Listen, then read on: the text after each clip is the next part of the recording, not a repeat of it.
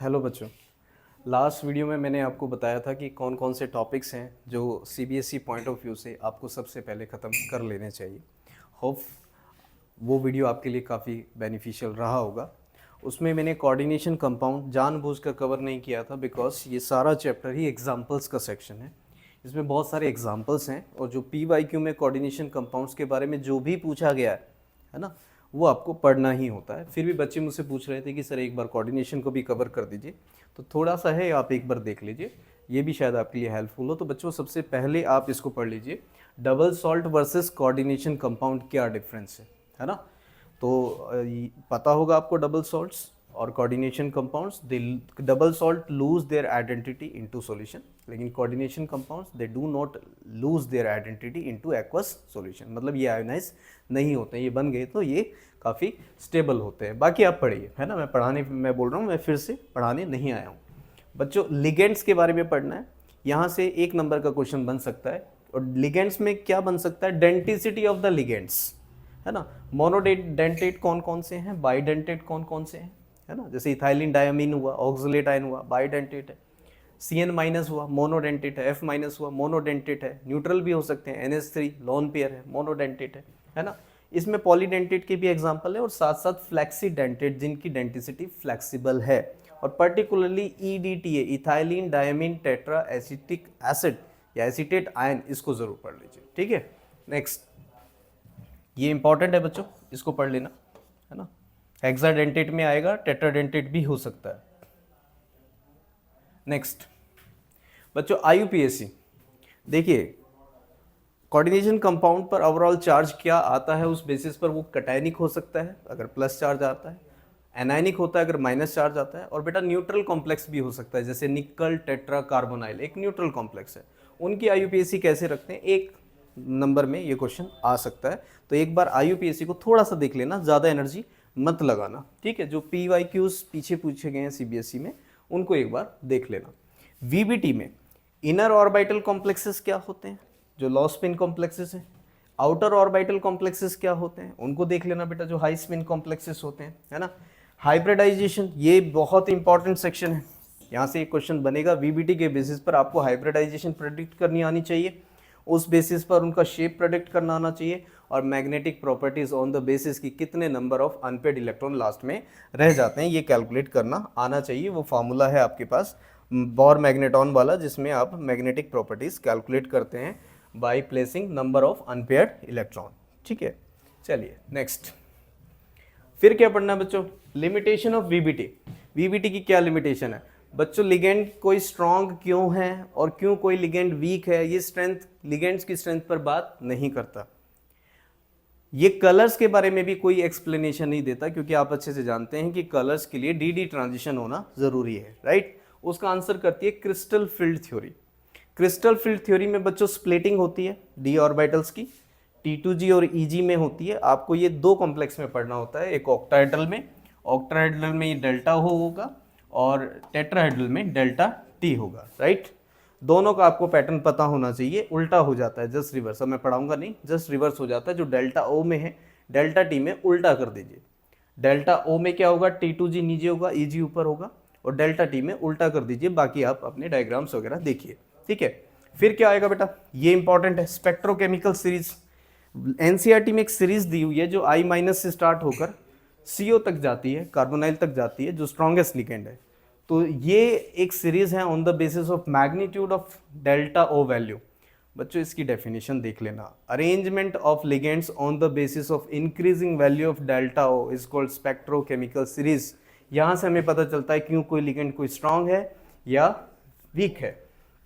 बच्चों delta T और delta O के बीच में रिलेशन इंपॉर्टेंट है, ये पूछा जा सकता है, विच वन इज ग्रेटर, ठीक है। तो obviously delta O is greater than delta T। इसको रीअरेंज करेंगे तो आपको पता चल जाएगा, यहाँ पर 9 टाइम्स डेल्टा T और यहाँ 4 टाइम्स डेल्टा O। 9 को इधर ले जाऊंगा ना, तो इसमें 4 से मल्टीप्लाई करूंगा, इसमें 9 से मल्टीप्लाई करूंगा, तब जाकर बराबर होंगे। तो ऑब्वियसली ग्रेटर कौन हुआ, delta O is greater than delta T। ये इक्वेशन आपको पता होनी चाहिए। नेक्स्ट बच्चों वर्नर थ्योरी में वर्नर्स ने फर्स्ट टाइम कंपाउंड सिंथेसाइज किए थे, NCERT के अंदर लिखा हुआ है ना। और उन्होंने देखा कि उनकी डिफरेंट कंडक्टिविटीज थी और डिफरेंट कलर थे, है ना। वो एक टेबल दी हुई है। मेनली क्या है उसमें आपको प्राइमरी वैलेंसी और सेकेंडरी वैलेंसी पता होनी चाहिए। प्राइमरी वैलेंसी क्या होता है, जो उसका ऑक्सीडेशन स्टेट होता है सेंट्रल मेटल एटम का, दैट इज प्राइमरी वैलेंसी। और जो कोऑर्डिनेशन नंबर होता है that is called secondary valency, right. ये डायरेक्शनल होते हैं इन नेचर, इसकी वजह से आइसोमेरिज्म बनते हैं, और ये नॉन डायरेक्शनल प्रॉपर्टीज रखते हैं। पढ़ लेना थोड़ा बहुत। एक क्वेश्चन इस बेसिस पर आएगा ही आएगा कि कोई कंपाउंड है जिसमें हम सिल्वर नाइट्रेट डाल रहे हैं तो कितने मोल AgCl के प्रेसिपिटेट हो रहे हैं। तो अंडरस्टूड है जितने मोल्स AgCl के प्रेसिपिटेट हो रहे होंगे उतने ही क्लोरीन बाहर होंगे। जैसे मान लीजिए ये वाला क्वेश्चन है, क्रोमियम Cl3 3 Cl है डॉट 6H2O, कहता है कि इस कॉम्प्लेक्स में अगर मैं AgNO3 डालूं तो 2 मोल्स AgCl प्रेसिपिटेट हो रहा है, 2 मोल ऑफ AgCl प्रेसिपिटेट हो रहा है। तो अंडरस्टूड है कि इस फार्मूले में से 2 क्लोरीन बाहर है। अब इसका मेन फार्मूला लिखो। तो अंडरस्टूड है कि क्रोमियम के अराउंड आपको क्या करना है, 5 वाटर मॉलिक्यूल अटैच कर देने, 1 क्लोरीन अंदर कर देनी है और 2 क्लोरीन क्या कर देनी है, बाहर कर देनी है। इस तरह का क्वेश्चन आ सकता है बच्चों, ये कर लेना, ठीक है, इसमें कंफ्यूज मत होना। फिर क्या आएगा बच्चों, आइसोमेरिज्म। आइसोमेरिज्म में एक स्ट्रक्चरल होता है, एक स्टीरियो आइसोमेरिज्म होता है। स्ट्रक्चरल में ionisation isomerism, compounds having same molecular formula but they differ in their ionisable part, right. Linkage, इसमें एक एम्बिडेंट लिगेंड होगा जो किसी भी साइड से जुड़ सकता है। एम्बिडेंट लिगेंड भी पढ़ लीजिए, which can attach from either of the side. जैसे NO2 है, नाइट्रोजन से भी जुड़ सकता है, ऑक्सीजन से भी जुड़ सकता है, तो उस केस में लिंकेज बनते हैं। Hydrate, which differ in number of water molecule in and outside of the coordination sphere. और कोऑर्डिनेशन आइसोमेरिज्म बेटा एक स्पेशल तरह का आइसोमेरिज्म है जिसमें 2 बॉक्स होंगे, एक कैटायनिक कॉम्प्लेक्स, एक एनायनिक कॉम्प्लेक्स, दोनों बराबर होंगे। और just by changing the interchanging the position of ligands हमारे पास एक सेट बन जाता है, that is known as coordination isomerism. मैं पढ़ाने नहीं आया हूँ, मैं फिर से बता रहा हूँ, बस थोड़ा थोड़ा मैं हिंट देते जा रहा हूँ। ज्योमेट्रिकल में याद रखना, ज्योमेट्रिकल स्टीरियो में आ जाते हैं। स्टीरियो में 2 बनेंगे, एक ज्योमेट्रिकल दूसरा ऑप्टिकल। ज्योमेट्रिकल में सिस एंड ट्रांस वाले सिमेट्रिकल होते हैं, ऑप्टिकल एक्टिविटी शो नहीं करेंगे, याद रखना, क्लियर है। ऑप्टिकल में याद रखना, ऑप्टिकल में 2 होते हैं, है ना, एक डेक्स्ट्रो और दूसरा क्या होता है, लिवो, ये आपको पता होगा, है ना। तो जो टेट्राहेड्रल कॉम्प्लेक्सेस हैं, पहली बात याद रखना, tetrahedral complexes do not show GI। Tetrahedral में GI नहीं बनते हैं, क्यों, क्योंकि relative position of ligand with respect to each other is same. Clear, कहाँ बन सकते हैं, ऑक्टाहेड्रल में बन सकते हैं और स्क्वायर पैरेलल में बन सकते हैं। और तो वो उसमें प्लेन ऑफ सिमेट्री आ जाएगी, वो ऑप्टिकली इनएक्टिव होगी। बच्चों इस सेक्शन को अच्छे से पढ़ लेना, जो भी PYQ के सेक्शंस हैं उसमें से क्वेश्चन पढ़ लेना। नेक्स्ट बच्चों, यहाँ से क्वेश्चन बन सकता है 1 नंबर का, लिस्ट इंपॉर्टेंट है, हाँ ये वाला इंपॉर्टेंट है। तो ऑर्गेनोमेटेलिक कंपाउंड्स क्या होते हैं, सिग्मा बॉन्डेड, पाई बॉन्डेड, एग्जाम्पल के साथ देखने। और फिर इसमें पूछेगा कि ये जो कार्बोनाइल लिगेंड है ये स्ट्रॉन्गेस्ट लिगेंड क्यों है। तो बच्चों इसका आंसर है बैक बॉन्डिंग हो जाती है।